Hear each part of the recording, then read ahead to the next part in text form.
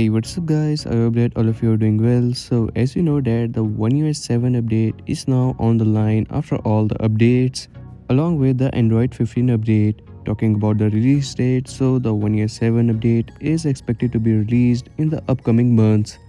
And today in this video we will talk about that what A series smartphones are included in the device list of the One UI 7.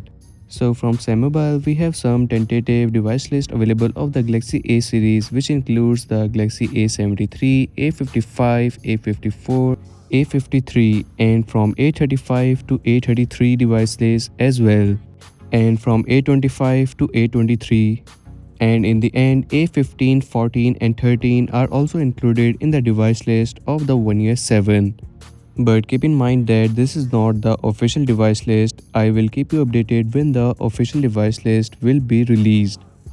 And talking about what's new, so this time around you will get to see a complete new change in the UI design along with the Android 15. You will also get to see a new change in the control panel.